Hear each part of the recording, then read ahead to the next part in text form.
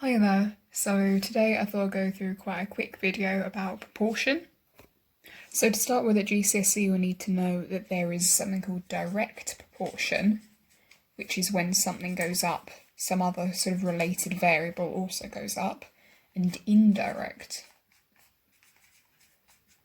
proportion, which is where when one of these factors goes up, the other goes down. So one of the methods that I was taught was called the unitary method, which doesn't always work, but it's more useful for direct proportion. So for example, one of the questions could be if there's a scale of, say, money to happiness. So happiness is marked on a scale of 0 to 20, and happiness on a scale of 0 to £170. We can infer that the top values of each of these scales are proportionate. So I can say that 20 is proportionate to 170. Now the unitary method involves working out what one value equals when the other value equals 1. So here we would divide 170 by 20 to get 8.5. So 1 on the happiness scale would be equal to £8.5 on the money scale. So if we were trying to find out how much it would cost to have, say for example, 14 on the scale, we would have to multiply 14 by the price per individual unit scale. So 14 times 8.5 equals 119, so it would cost £119 to reach 14 on the happiness scale.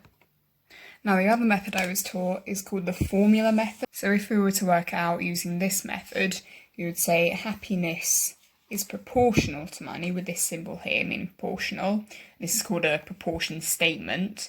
Then we'd replace this symbol with equals k. So we could say h equals k, which is a constant of proportionality, money.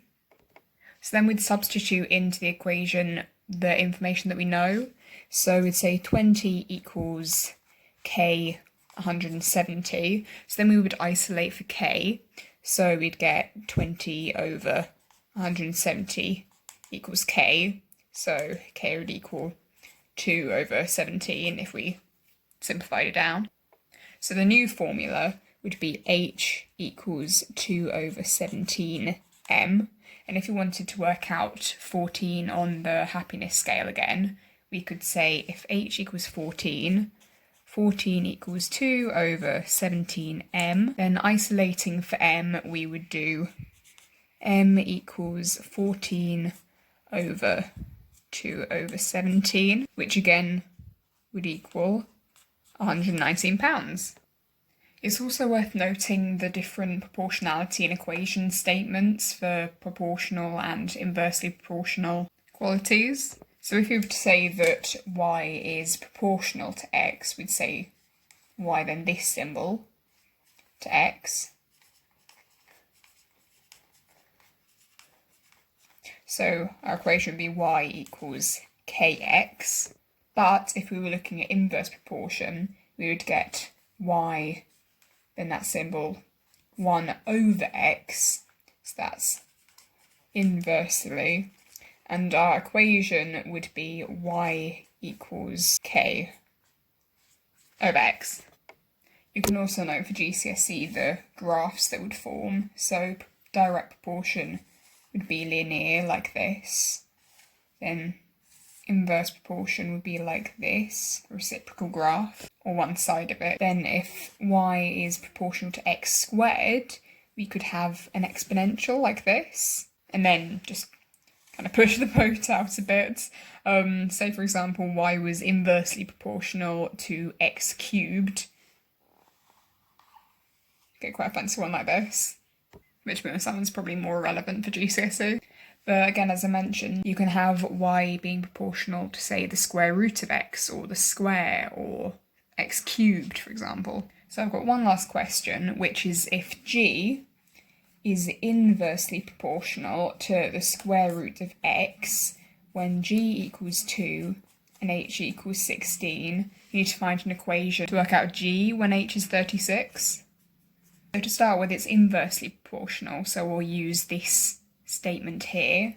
So G is proportional to 1 over root h, or in equation form, G equals K over root h.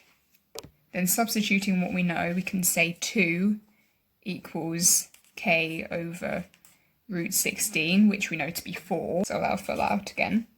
2 equals K over 4. Therefore, K equals 8, so we can rewrite our equation there to be G equals 8 over root h. So when h is 36, we'll have G equals 8 over root 36, and root 36 we know to be 6. So G equals 8 over 6, or simplify down even further, 4 over 3, which is quite a nice number. On exam, I quite like to have a question that's, say for example, if there are 3 machines working 2 days a week, but on Sunday there's only 1 machine working, how many days will it take to make 500 toasters or something? And they're usually found in the sort of early middle section of a paper. That's it, folks. Thanks for watching.